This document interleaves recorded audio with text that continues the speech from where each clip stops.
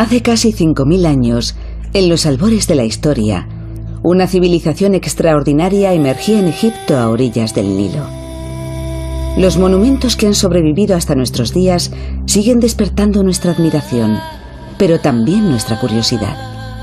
La increíble riqueza de sus vestigios revela hasta qué punto esta cultura faraónica se entregó durante 3000 años a la elaboración de obras de arte.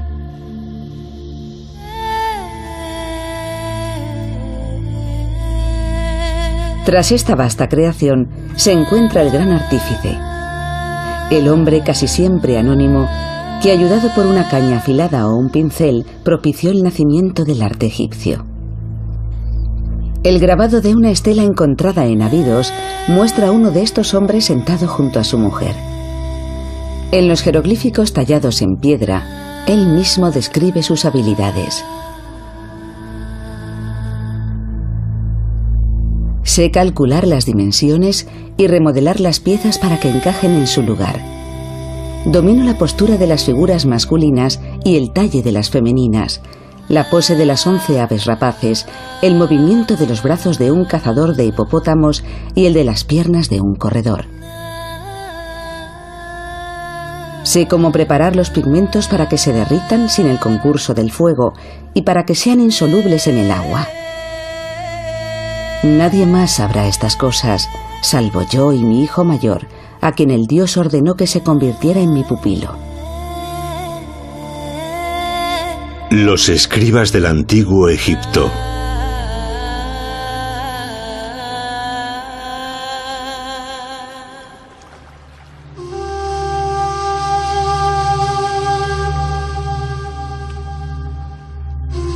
Durante casi 3000 años, el Egipto de los faraones perduró en un mundo lejano que aún sigue siendo reconocible. Un paisaje único cuyas fronteras fueron esculpidas por la naturaleza. Con sus periódicas crecidas, el pródigo río Nilo, una línea verde y fértil entre dos desiertos, hizo florecer la agricultura. Las necrópolis se excavaron en sus orillas.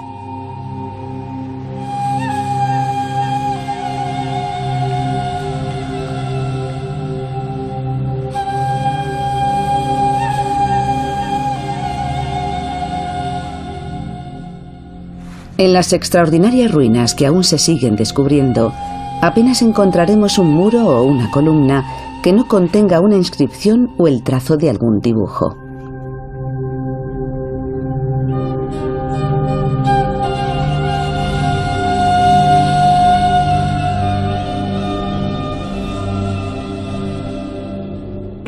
El dibujo es la cuna de todas las artes.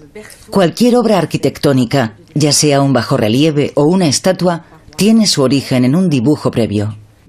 Un monumento sin imágenes era inconcebible. Tenía que haber imágenes en los templos y en las tumbas para que pudiera operarse la magia en el más allá y en el mundo de los dioses.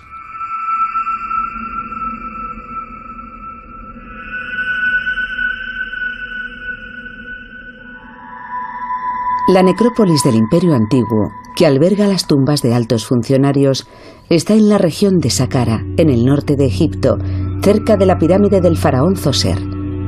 Gracias al descubrimiento de estas sepulturas nobiliarias, el arte egipcio empezó a ser conocido entre nosotros.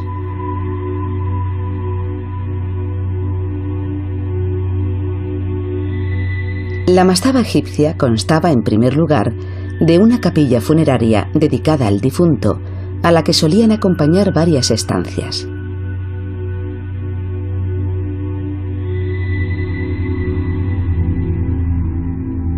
Bajo la superficie, una profunda galería conducía a la cámara fúnebre, en la que se colocaba la momia en el interior del sarcófago. Acto seguido, se cegaba el corredor.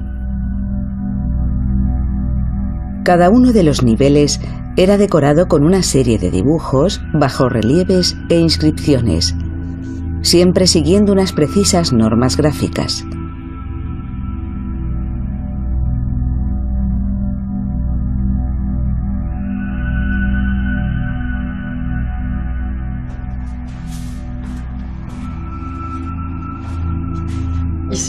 Estamos en la capilla de un personaje llamado Hirucapta. Esta es la parte visible del sepulcro, donde se llevaba a cabo el funeral. Los escritos en los contrafuertes que separan las estatuas revelan la identidad de la persona enterrada.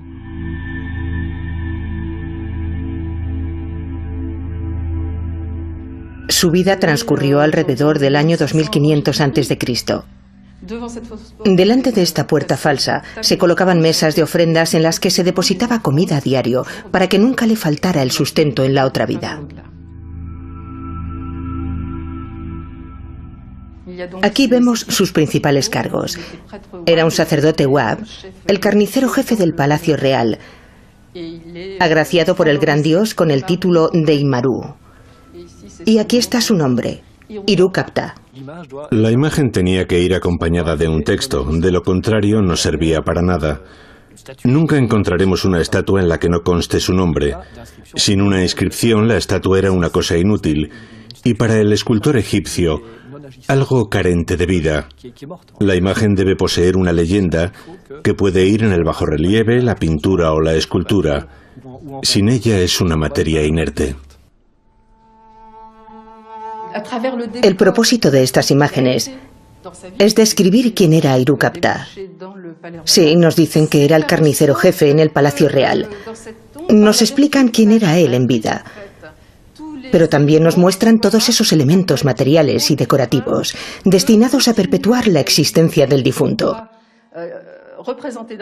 Todo lo que iba a necesitar desde el día de su muerte para sobrevivir día a día en el más allá. A partir de la 10ª dinastía, empezamos a ver representaciones de ágapes funerarios. Y poco a poco los diseños se vuelven más complejos. Además de las ofrendas diarias, comienzan a describir la forma en que éstas eran obtenidas.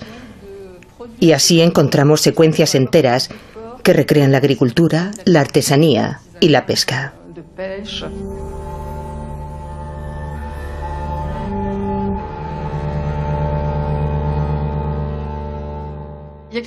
Los egipcios eran grandes observadores de la naturaleza. Siempre fueron muy hábiles en la representación de animales, algo que resulta evidente cuando observamos estas aves que adornan el muro. Son imágenes muy estilizadas, pero con un amago de naturalismo, lo que permite que podamos identificar con precisión a las especies representadas.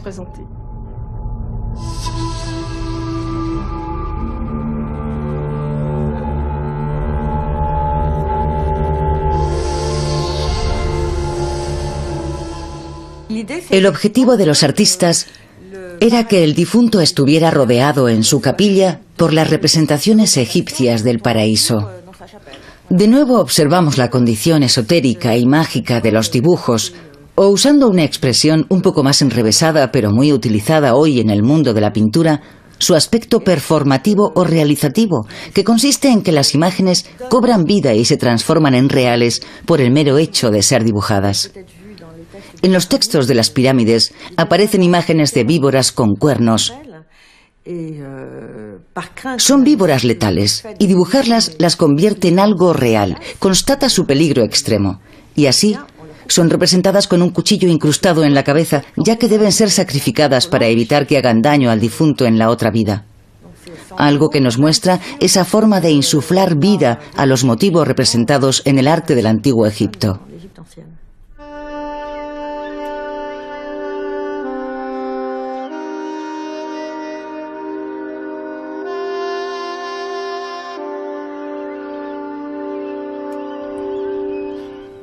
Reconocemos de inmediato una imagen egipcia porque sigue unas directrices que no han cambiado durante 3000 años. Es un sistema conocido como perspectiva aspectiva, en el que las figuras son representadas desde un ángulo característico, siguiendo unas normas estrictas. El rostro humano siempre se ve de perfil, ya que el perfil de una cara, compuesto por la nariz, la boca, el mentón y el propio contorno facial, es mucho más expresivo que una visión frontal, al menos según el gusto de los egipcios. Pero el ojo siempre aparece de frente, ya que de perfil, reducido a un pequeño triángulo, es apenas visible. Todas las imágenes egipcias siguen estas reglas inalterables. La rotación de los planos, que es una manera de simplificar la obra, provoca que todos los elementos bajo el rostro, como los hombros y las caderas, giren y pasen al plano frontal para que todo sea sencillo y comprensible. En otras palabras, si la figura humana se muestra en perspectiva, una pierna puede tapar a la otra y hacer que desaparezca. Pero si nos olvidamos de la perspectiva y el cuerpo aparece de frente, el espectador sí podrá apreciar ambas piernas y sabrá con seguridad que esa figura humana tiene dos piernas, dos brazos y todo lo demás. En el arte egipcio no hay lugar para la ambigüedad, por eso la imagen es siempre estática. Sus figuras aparecen sentadas en una silla, quietas o de pie y a punto de dar un paso, pero no en el preciso momento en que comienzan a caminar. Algo cuyo objetivo principal es eludir la representación del movimiento, porque este era considerado como algo efímero, pasajero, transitorio y a la postre finito, mientras que la imagen estática ofrece un sinfín de posibilidades. Esto es en esencia la base del sistema egipcio, que se aplica tanto a la escritura como a la iconografía. Toda representación ha de ser lo más duradera posible. Nunca debe parecer efímera y volátil. Siempre debe apuntar hacia la permanencia y la continuidad. 15 metros por debajo de esta capilla se encuentra la tumba de Mereruca, visir del faraón de la sexta dinastía, Teti. Unos 23 siglos antes de Cristo, la magia de las imágenes nos muestra el mundo real. Tras el entierro de Mereruca, la sala fue sellada para que sus súbditos no pudieran invadirla con ofrendas. Los motivos que decoran las paredes suplían dichas ofrendas. En uno de los muros aparecen vasijas y recipientes de distintos tamaños y formas. 2 líneas escritas rodean estas imágenes y describen las ofrendas. 1000 panes redondos, 1000 jarras de cerveza, 2000 gacelas y otras muchas viandas para alimentar al difunto en el más allá. Unos 2000 años antes de Cristo, los sarcófagos comenzaron a ser construidos en madera que era decorada con dibujos y fórmulas mágicas.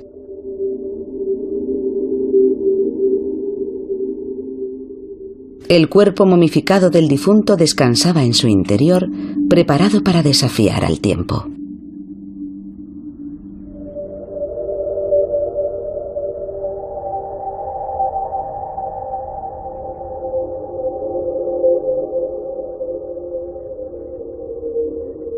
En algunas tumbas se han encontrado rollos de papiro.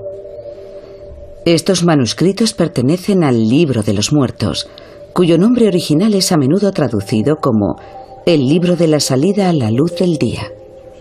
Su misión era ayudar a los difuntos en la otra vida.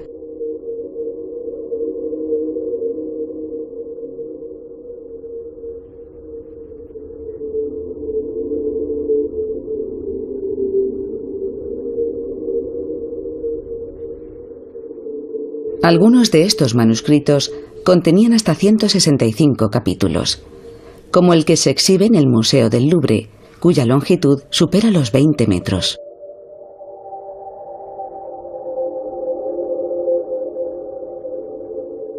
El Libro de los Muertos es una especie de guía para el más allá, un manual sobre cómo superar el juicio de Osiris y viajar por el inframundo hacia la otra vida.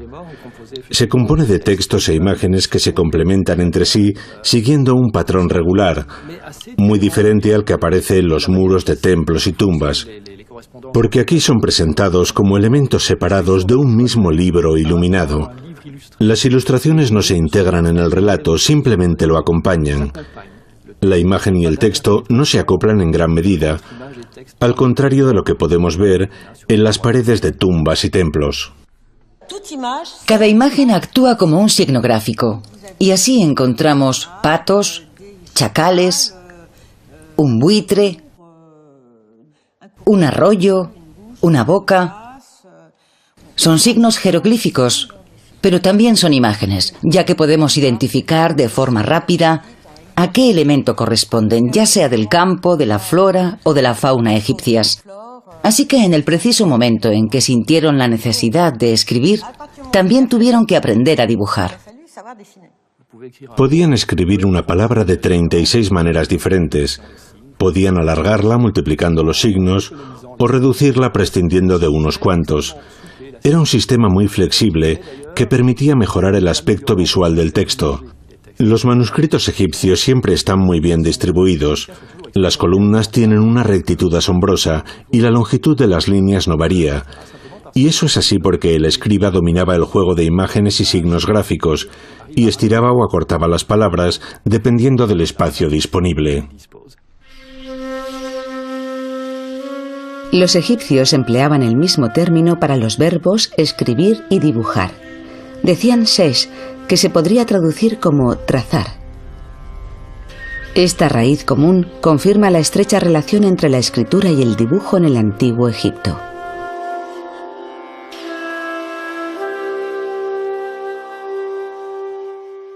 El dibujante era el escriba de los contornos. Su especialidad era perfilar el perímetro de las imágenes.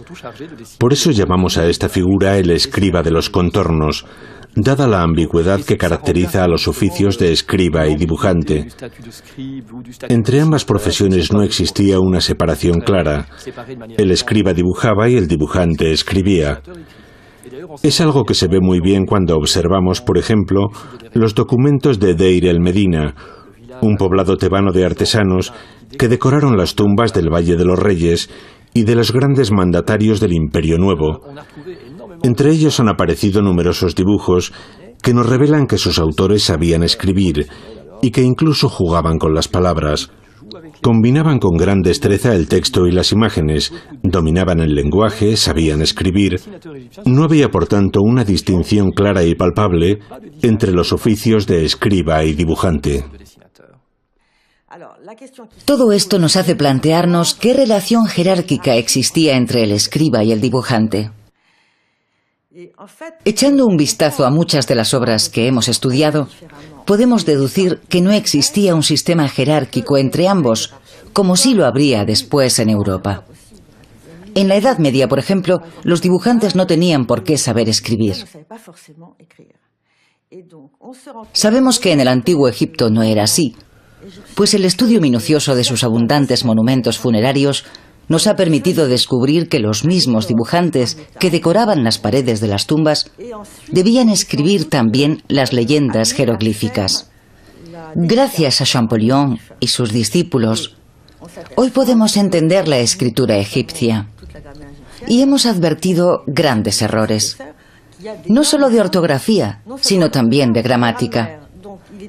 Es evidente que aunque algunos artistas dibujaban, no sabían escribir muy bien.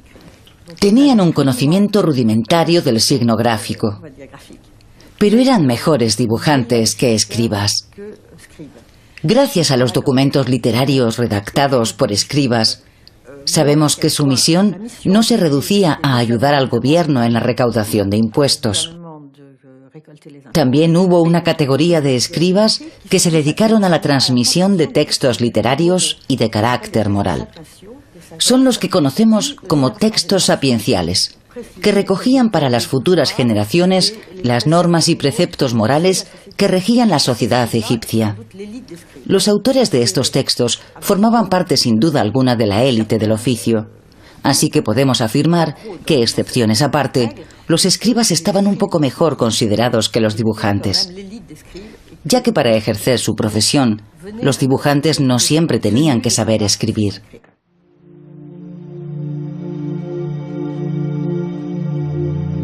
En la época del Imperio Nuevo, las necrópolis reales se mudaron al sur de Tebas. Entre los años 1500 y 1000 a.C., Egipto disfrutó del mayor periodo de prosperidad de su historia. Durante 3 dinastías y casi 5 siglos, en la colina que domina la orilla oeste del Nilo a su paso por Tebas, fue excavado el Valle de los Reyes. Y lo mismo que en Saqqara, las élites fueron enterradas cerca de sus soberanos. Subniot copero real de Amenofis II, séptimo faraón de la 18ª dinastía, decidió ser enterrado en esta necrópolis tebana. Su mastaba, hoy cerrada al público, revela algunos de los secretos mejor guardados de este gremio de artistas, responsables de la decoración de capillas y tumbas.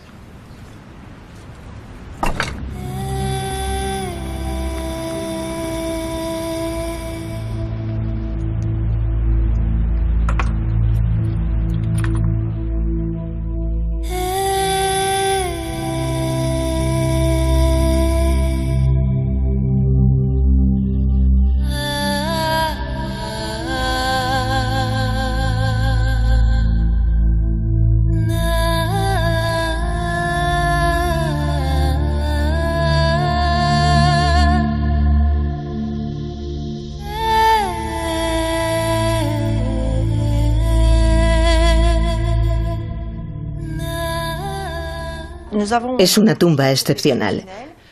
El hecho de que quedase inconclusa nos muestra cómo fue el proceso de trabajo en sus diferentes fases. Sin duda colaboraron varios artistas, ya que no siempre emplearon la misma técnica. En algunas paredes utilizaron cuadrículas a escala, según el tamaño de los motivos que iban a ser representados. La figura del propietario y futuro ocupante de la tumba alcanza un gran tamaño, mientras que las otras que él observa son más pequeñas. Los cuadrados guardan relación con el tamaño de las figuras.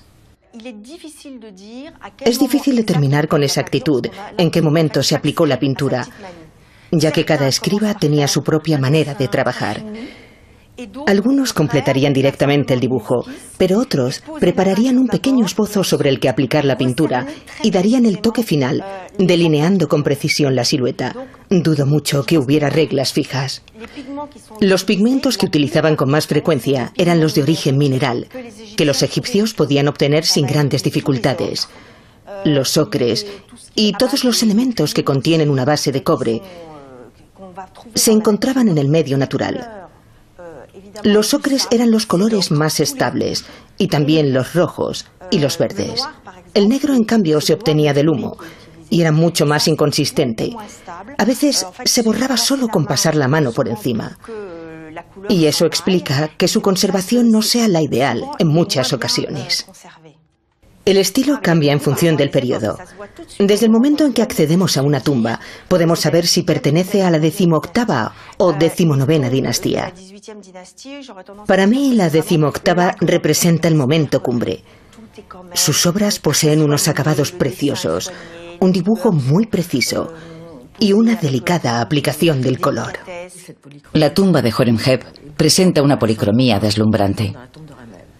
Un rasgo muy interesante es la presencia de esculturas y dibujos inacabados junto a otros elementos terminados por completo. Es una de las más hermosas. Horemheb fue el último faraón de la 18ª dinastía y su tumba se encuentra en el corazón del Valle de los Reyes. Su extraordinario sepulcro revela datos de gran relevancia, pese a que las obras no llegaran a término. La prematura muerte del soberano impidió que los artistas completaran su trabajo.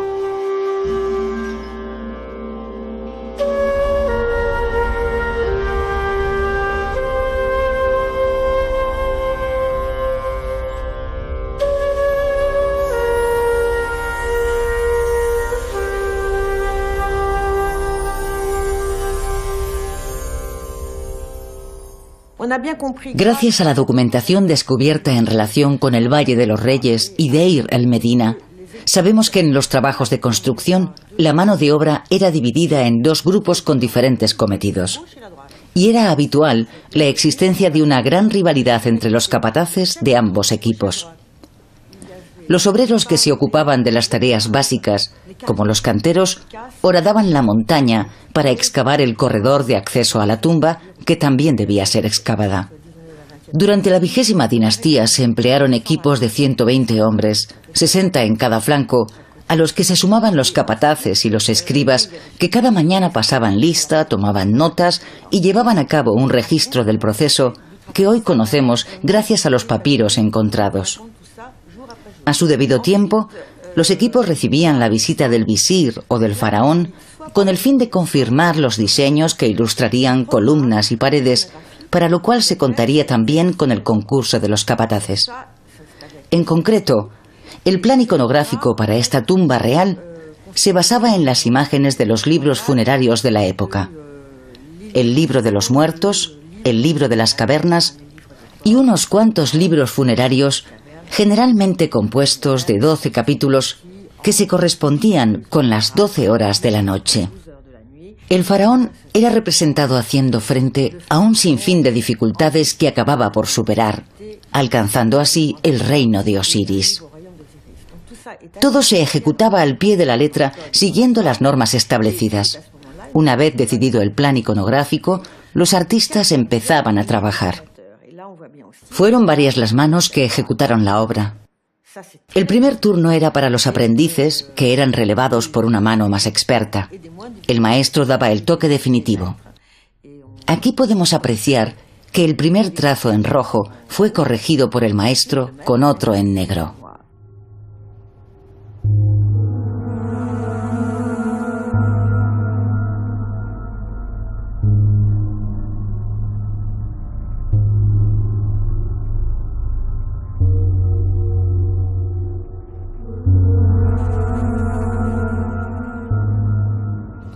Tenemos la impresión de que en el Valle de los Reyes los artistas plásticos son los mismos escribas, porque a menudo es evidente que la mano que perfiló el texto es la misma que trazó el dibujo. A continuación llegaba el turno del escultor. Haciendo uso de su talento extraordinario, este cincelaba las tallas del faraón y de los dioses. A veces incluso grababa los propios jeroglíficos.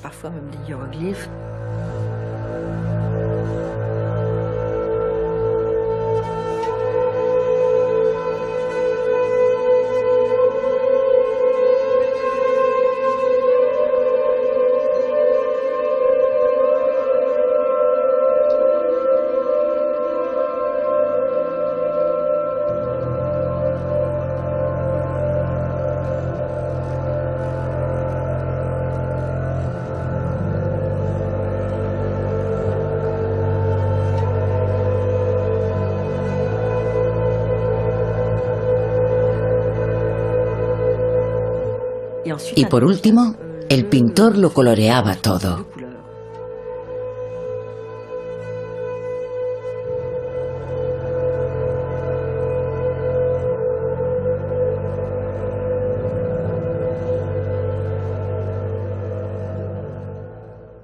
En ocasiones me pregunto si había un pintor especializado en el negro y otros en el rojo, el malva o el azul.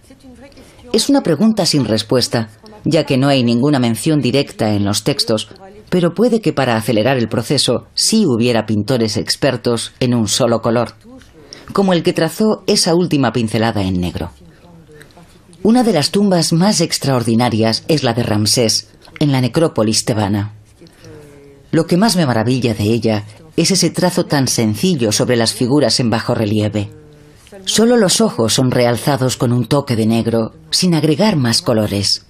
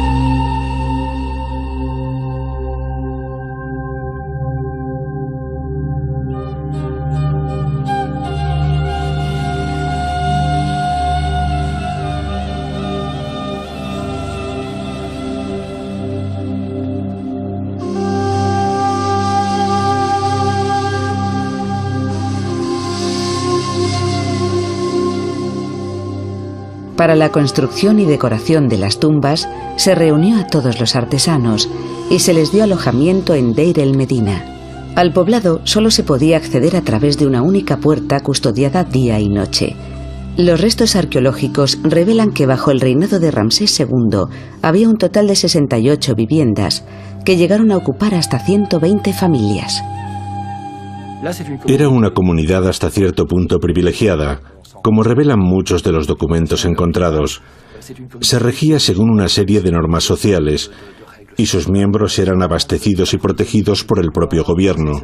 Así que sí que poseían algunos privilegios, sabían leer y escribir, y aunque no podían pertenecer a la élite egipcia, los habitantes de esta comunidad eran muy apreciados en toda la región de Tebas. No podemos separar a los escribas de los arquitectos, los dibujantes o los pintores. Es muy posible que todos ellos formaran parte de un mismo contexto creativo. Y a veces, cuando las circunstancias lo requerían, eran los escribas quienes asumían las funciones y cometidos de pintores y arquitectos. En Deir el Medina, los artistas construyeron y adornaron sus propias tumbas.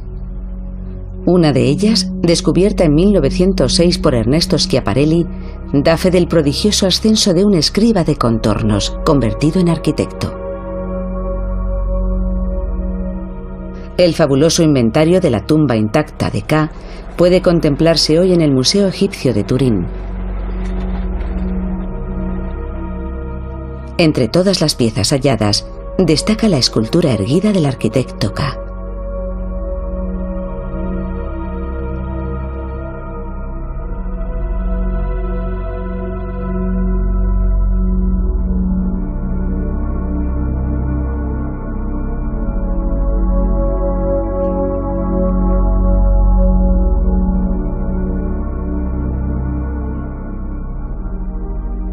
Ka comenzó su carrera como escriba. No podría haber llevado a cabo su trabajo sin una sólida formación de escribano. El museo conserva algunos bastones que le pertenecieron y que lo nombran como Ka el escriba. Así que no hay duda de que lo era, ni tampoco de que fue ascendiendo hasta convertirse en arquitecto y en uno de los supervisores de las obras del faraón. Pienso que él mismo participaba en los trabajos, porque algunas herramientas halladas en la tumba muestran claros signos de haber sido utilizadas. En ellas encontramos dos inscripciones, una con su nombre, justo en el centro del utensilio, y otra dedicada a su alma, que sería añadida tras su muerte, antes de depositar las herramientas junto a él. Fue arquitecto real durante varios reinados y una persona importante, como demuestra su regla de medición en codos, también conocida como regla mágica, que por supuesto no utilizó nunca. Estaba hecha de oro y fue un obsequio del faraón como agradecimiento por un trabajo en las inmediaciones de Luxor, del que aún desconocemos su emplazamiento. Fue enterrado con la pieza que más le distinguía y caracterizaba como alto funcionario público, bajo el reinado de Tutmosis IV. La tumba de Ka era en verdad impresionante. En su interior fueron hallados más de 500 objetos, gracias a los cuales podemos saber cómo vivía su propietario. Había, por ejemplo, un buen número de arcas de madera con cubierta a dos aguas. Un diseño que puede parecer muy simple, pero gracias precisamente a este tipo de tapa podía aumentar su capacidad y almacenar un gran número de cosas. En el interior de algunos de ellos fue encontrado un montón de ropa interior con sus iniciales, lo que sugiere que utilizaba un servicio de lavandería y que no quería que su ropa se extraviase. Aún no conocemos las circunstancias de su muerte, ni tampoco las de su esposa. No sabemos cómo murieron. Tampoco sabemos dónde vivían. Tal vez en el poblado de Deir el Medina, mientras trabajaba en una obra cercana. Aunque lo cierto es que en esas casas diminutas no había sitio para los enseres y muebles encontrados en su tumba. Era una tumba muy bien pertrechada, lo que significa que todos aquellos objetos tenían que provenir de una casa grande y espaciosa.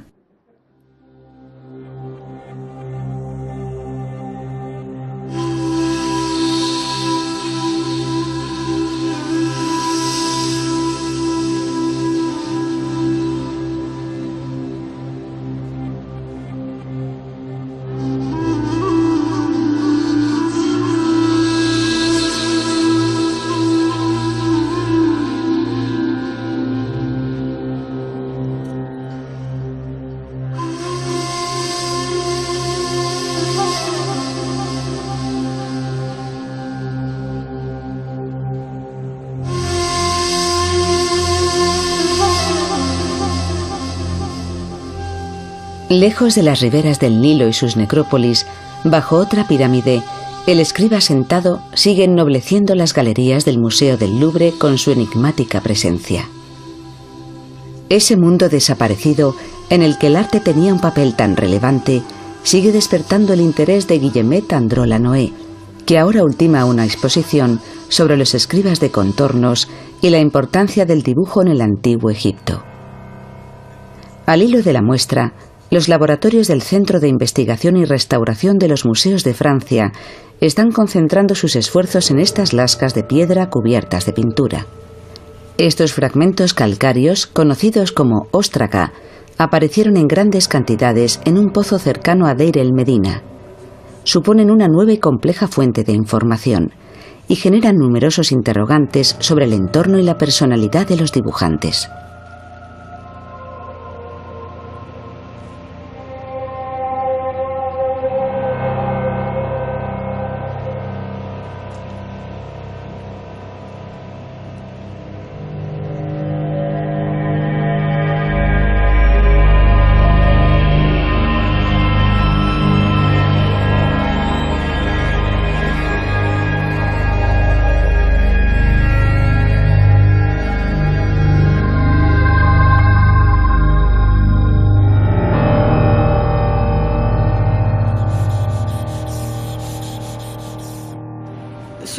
Lo más relevante y singular de estas piezas es que reflejan de una forma única la inspiración de cada escriba y sus decisiones a la hora de trazar los contornos, de dar rienda suelta a su imaginación.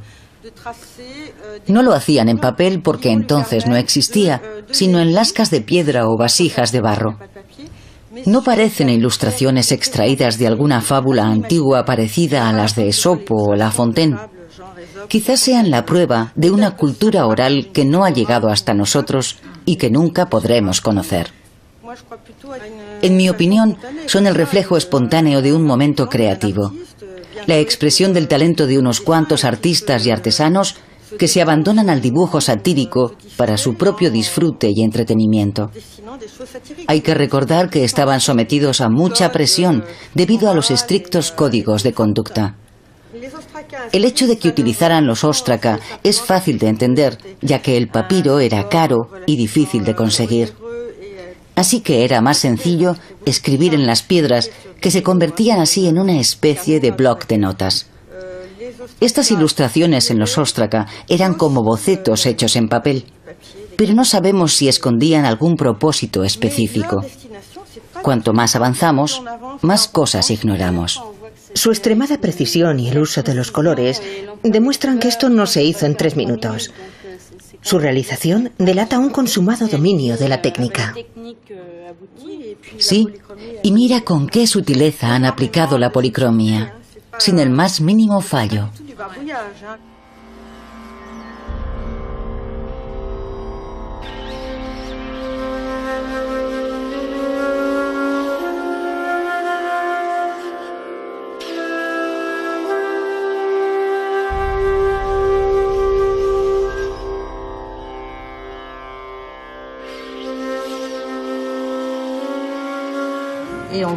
No todos los perros pertenecen a la misma raza, y su pelaje está recreado de forma exquisita. Este otro no tiene nada que ver con los demás. Su contenido es jocoso. Corresponde al pedido recibido por un carpintero para hacer una ventana que vemos dibujada con sus dimensiones y características específicas. Y el texto reza así: trabaja lo más rápido que puedas, la quiero para mañana. Algunos parecen bocetos. Puede que estuvieran trabajando en un contorno importante y no querían cometer fallos en la ejecución final, pero la bailarina que danza arqueando la espalda es algo más que eso. Está concebida para el deleite masculino. Eran hombres, al fin y al cabo. Hombres que dibujaban motivos para su propio placer, su propio disfrute, mientras preparaban bocetos o esbozos de índole más seria. En mi opinión, recrea un tema dirigido a los hombres, hecho por hombres con buena mano para el dibujo, que con cierta frecuencia recurrían a temas ligeramente eróticos. Los egipcios, sobre todo en el Imperio Antiguo, solían bailar acompañados de un bastón. En el sur era costumbre organizar una fiesta para celebrar la finalización de una obra arquitectónica. Y siempre había un par de jornaleros que empezaban a cantar y bailar. Esto parece una especie de torneo, tal vez una lucha a espada. Lo más curioso es cómo van vestidos. Me llama mucho la atención este hombre con la cabeza rapada en su parte superior y una melena que le llega hasta el cuello. Es lo que podríamos llamar un rufián, un hombre del populacho. Desde luego no es lo que se dice un tipo elegante. A las clases acomodadas egipcias les gustaba divertirse viendo escenas de la vida cotidiana, o mejor aún, de carácter satírico. Pero lo que no deseaban es que estuvieran protagonizadas por miembros de su mismo estamento social. Preferían ver a la gente ordinaria muy dada a los gritos y las cabriolas. Era un modo de satisfacer su fantasía. Estos personajes son muy comunes en el papiro erótico de Turín, en el que no aparece ningún miembro de la élite, solo hombres barrigones y calvos. El papiro erótico de Turín se encuentra muy deteriorado, cosa que no ocurría cuando fue redescubierto en un museo por Champollion en 1824. Gracias a su amigo Rossellini, hoy existen 2 copias en papel vitela. Una de ellas ha sido restaurada recientemente en el Museo del Louvre, donde podemos contemplar el papiro en toda su integridad. El papiro erótico de Turín es muy interesante. Una vez más, hablamos de artistas que viven en el desierto, que trabajan en el desierto. Un día una enorme lámina de carísimo papiro se cae de la parte trasera de un carro y ellos deciden utilizarlo para estimular la imaginación de los demás, configurando esta pieza erótica. Puede que estuviese destinado a contener la crónica de un importante acto político o una descripción de la vida de los sacerdotes, a qué hora se levantaban, quién sabe. Pero lo más interesante de este papiro es que contenga una parte erótica y otra satírica. Lo que me encantaría saber es si enseñaban a sus familias solo la parte satírica. Tal vez lo enrollaban, ocultando la parte erótica que solo disfrutarían ellos, para impedir que llegaran a verla sus esposas e hijos. La yuxtaposición de ambas temáticas es lo que me resulta más interesante. ¿Por qué utilizar un mismo papiro para contar, por un lado, historias de ratones que hacen cosas humanas y dibujar en el otro una serie de escenas escandalosamente eróticas?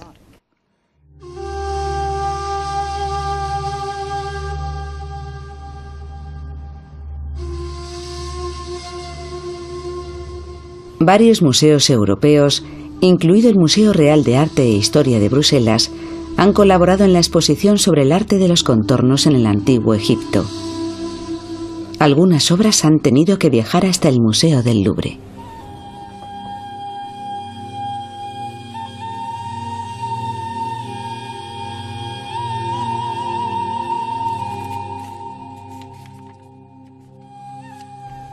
Transportar estas rocas calcáreas de 3000 años de antigüedad exige un cuidado exquisito.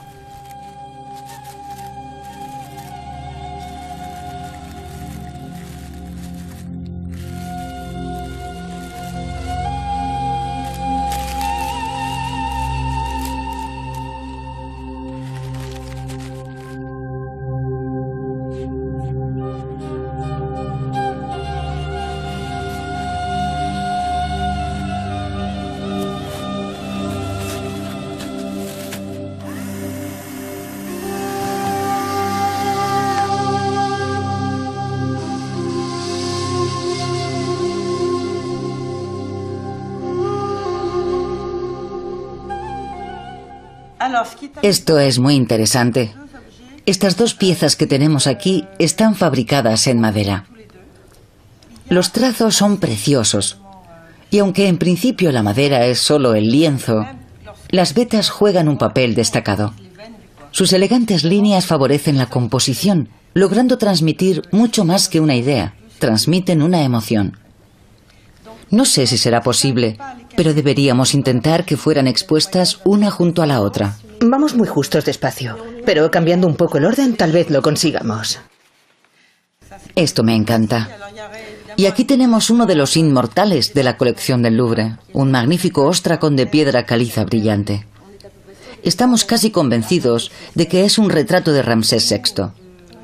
Fíjate en el extraordinario brillo de la mejilla. Lo que más llama la atención es que parece que la intención del artista fue aprovechar el relieve natural de la piedra para sugerir un mayor volumen en el contorno de la boca. Y luego está el detalle de la mejilla, realzada por ese sutil sombreado en rosa que adorna la figura con un aparente y muy leve toque de maquillaje. La oreja, de la que cuelga un arete, también es maravillosa. Su depurado estilo artístico no deja de impresionarme.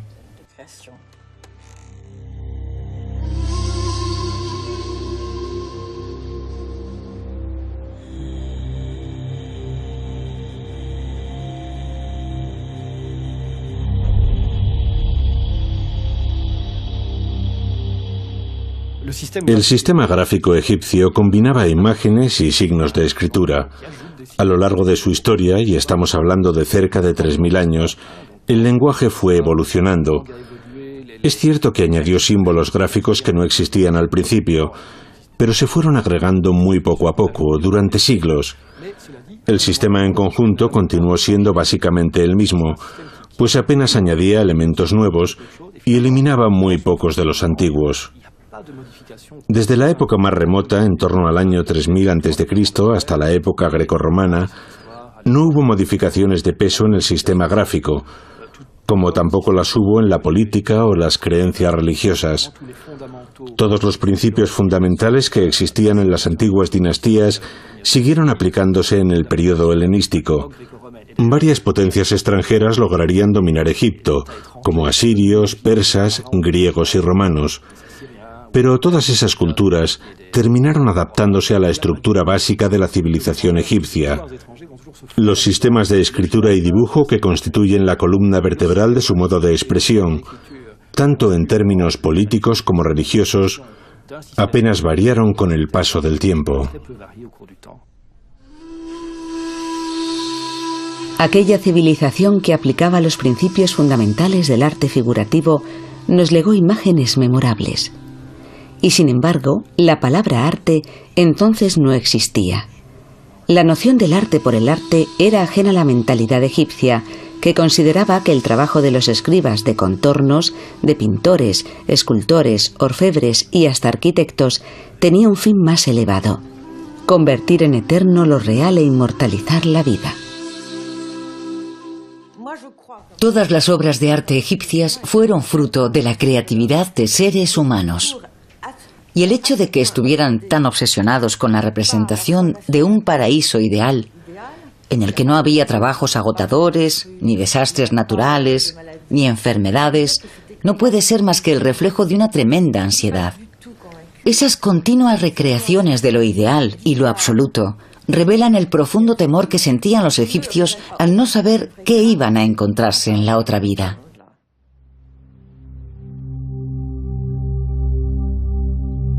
En el capítulo 109 del Libro de los Muertos, titulado El campo de las ofrendas, ese más allá que los egipcios esperaban alcanzar es descrito como un jardín de las delicias. Aquí comienza el encantamiento para aquel que emerge al día, para aquel que penetra y abandona el mundo de los muertos, alcanzando los cañaverales que conducen al campo de las ofrendas. Ese lugar rico en vientos donde será fuerte y dichoso, y donde podrá cosechar, comer, beber y copular, tal y como lo hacía en la tierra.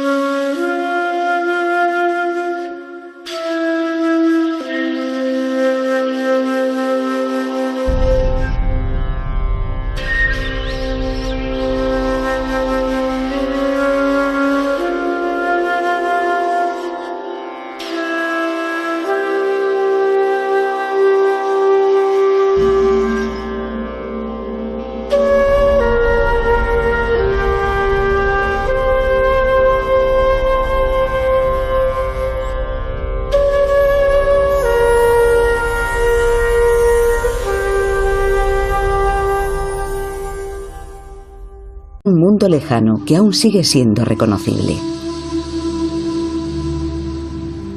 Un paisaje único cuyas fronteras fueron esculpidas por la naturaleza.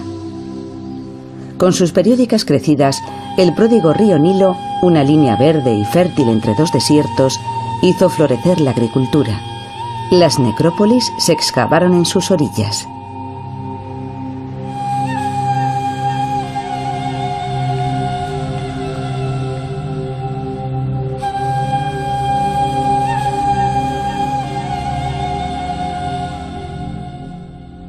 En las extraordinarias ruinas que aún se siguen descubriendo, apenas encontraremos un muro o una columna que no contenga una inscripción o el trazo de algún dibujo.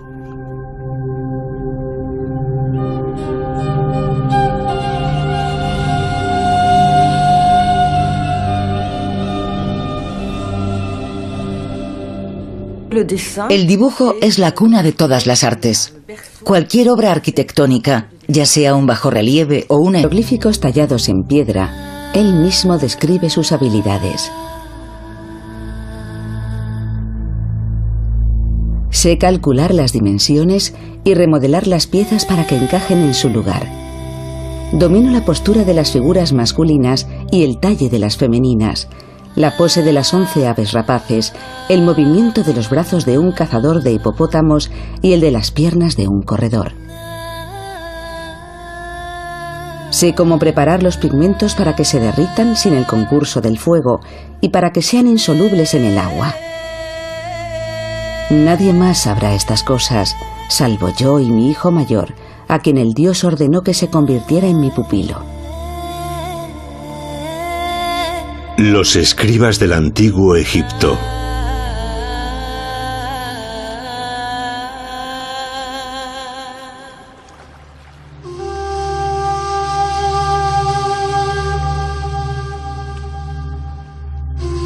Durante casi 3000 años, el Egipto de los faraones perduró en la que se colocaba la momia en el interior del sarcófago.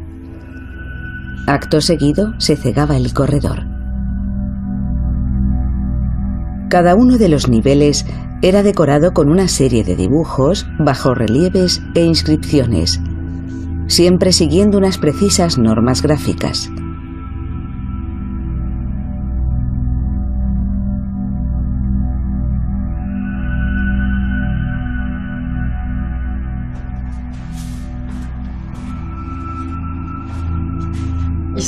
Estamos en la capilla de un personaje llamado Irukapta. Esta es la parte visible del sepulcro, donde se llevaba a cabo el funeral. Los escritos en los contrafuertes que separan las estatuas revelan la identidad de la persona enterrada.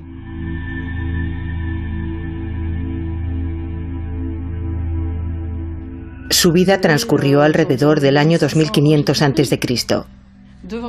Delante de esta puerta falsa se colocaban mesas de ofrendas en las que se depositaba comida a diario para que nunca le faltara el sustento en la otra vida.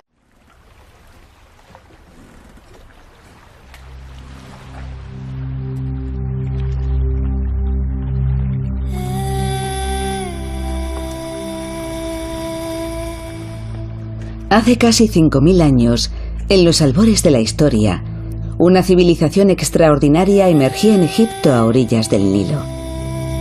Los monumentos que han sobrevivido hasta nuestros días siguen despertando nuestra admiración, pero también nuestra curiosidad. La increíble riqueza de sus vestigios revela hasta qué punto esta cultura faraónica se entregó durante 3000 años a la elaboración de obras de arte.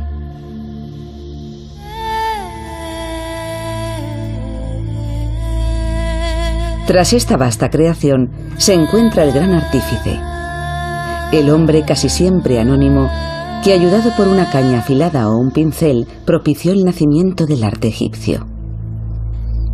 El grabado de una estela encontrada en Abidos muestra a uno de estos hombres sentado junto a su mujer. En los La estatua tiene su origen en un dibujo previo. Un monumento sin imágenes era inconcebible.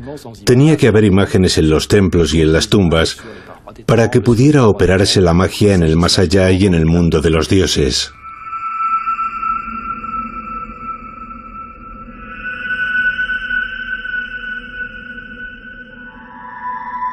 La necrópolis del Imperio Antiguo, que alberga las tumbas de altos funcionarios, está en la región de Saqqara, en el norte de Egipto, cerca de la pirámide del faraón Zoser.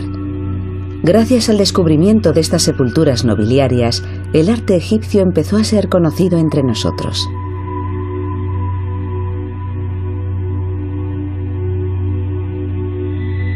La mastaba egipcia constaba, en primer lugar, de una capilla funeraria dedicada al difunto, a la que solían acompañar varias estancias.